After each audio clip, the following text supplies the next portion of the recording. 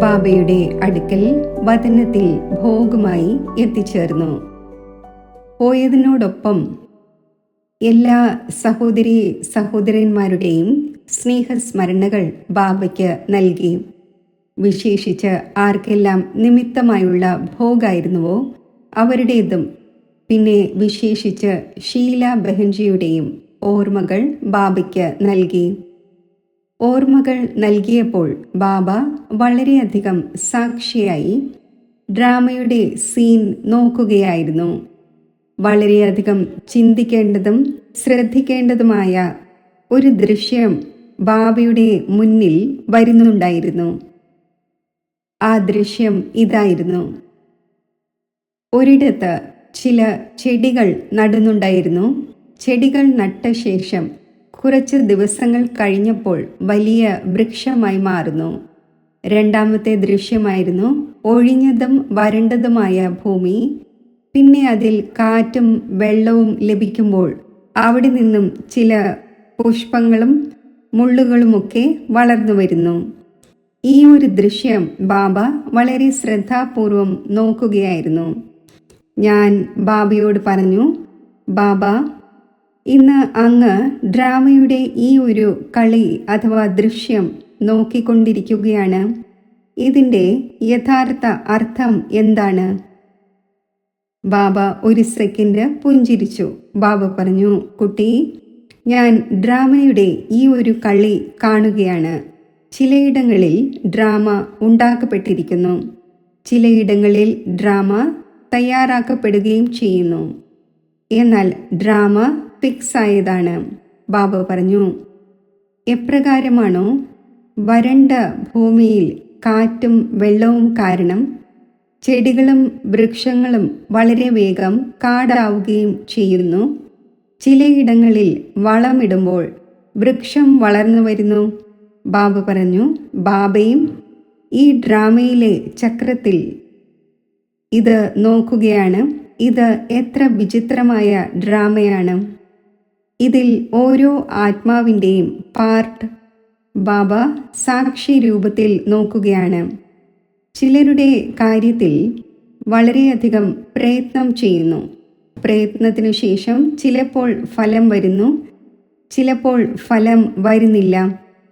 ചില ആത്മാക്കളെ അല്പമെങ്കിലും ജ്ഞാനത്തിൻ്റെ സാരം കേൾപ്പിച്ചാൽ, കാര്യങ്ങൾ കേൾപ്പിച്ചാൽ, ബാബ പറഞ്ഞു, സുഗന്ധ പുഷ്പം തയ്യാറാകുന്നു. ബാബ വിശേഷിച്ച് ഈ ഡ്രാമയുടെ രഹസ്യം മനസ്സിലാക്കുകയും ചെയ്യുന്നു, കാണുകയും ചെയ്യുന്നു. എങ്ങനെയാണ് ഈ വിചിത്രമായ ഡ്രാമ ഉണ്ടാക്കപ്പെട്ടിരിക്കുന്നത്? ബാബയും പല കാര്യങ്ങളെയും ഡ്രാമയെ മുന്നിൽ വെച്ചുകൊണ്ട് ബാബയും ഡ്രാമയുടെ ബന്ധനത്തിൽ ബന്ധിതമാകുന്നു. ഒന്നും ചെയ്യുവാനാകില്ല, കാരണം ഡ്രാമ റിപ്പീറ്റ് ആവുകയാണ്. ഡ്രാമ പൂർണ്ണമായും ഫിക്സ് ആണ്, നിശ്ചയിക്കപ്പെട്ടതാണ്.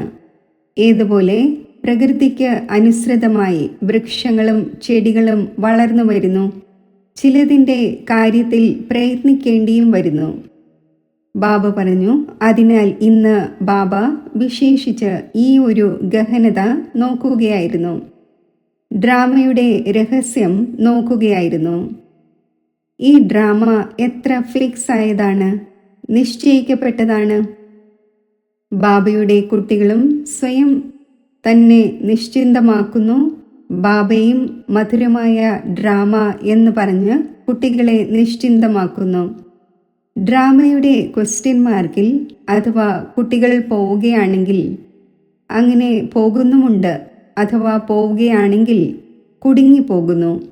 ഇങ്ങനെ ഇന്ന് വളരെ സുന്ദരമായ ദൃശ്യം വചനത്തിൽ കാണപ്പെടുന്നുണ്ടായിരുന്നു.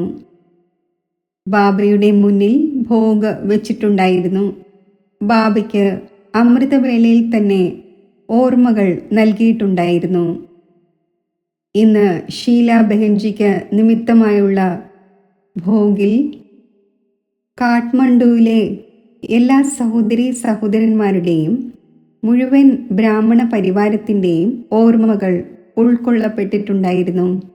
ബാബു പറഞ്ഞു, ഈ ആത്മാവിൻ്റെ അഥവാ ഈ കുട്ടിയുടെ കണക്കുകൾ വളരെ ശക്തമായതായിരുന്നു.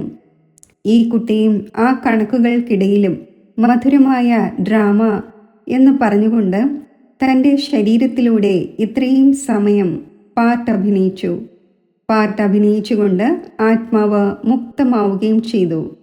ബാബ പറഞ്ഞു, ബാബ ഓരോ കുട്ടിയുടെയും വിശേഷത നോക്കുന്നു.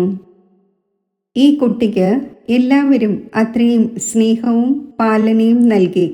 അതിലൂടെ ഈ കുട്ടിയും ഇത്രയും സമയം പഴയ ശരീരത്തിൻ്റെ കണക്കുകൾ വളരെ സ്നേഹത്തോടെ ഈ കുട്ടി സമാപ്തമാക്കി. ബാബ ഇങ്ങനെ കേൾപ്പിക്കുകയായിരുന്നു. സമീപത്ത് ഷീലാബെൻജി ഇരിക്കുകയായിരുന്നു. ഷീലാബെൻജിയും ബാബ പറഞ്ഞ കാര്യങ്ങൾ വളരെ ശ്രദ്ധയോടെ കേൾക്കുകയായിരുന്നു. പിന്നെ ബാബ വളരെ സ്നേഹത്തോടെ ഷീലാബെൻജിയെ ഭോഗ് സ്വീകരിപ്പിച്ചു. പിന്നെ ഞാനും എല്ലാവരുടെയും ഓർമ്മകൾ നൽകി. ബാബ ഭോഗ് സ്വീകരിപ്പിച്ച ശേഷം മെർജ് ചെയ്തു. പിന്നെ ബാബ ബ്രാഹ്മണരായ എല്ലാ കുട്ടികൾക്കും എല്ലാ സഹോദരന്മാർക്കും ഹൃദയത്തിൽ നിന്നുള്ള സ്നേഹസ്മരണകൾ നൽകി. സ്നേഹസ്മരണകൾ സ്വീകരിച്ചുകൊണ്ട് താഴെ എത്തിച്ചേർന്നു. ഓം ശാന്തി.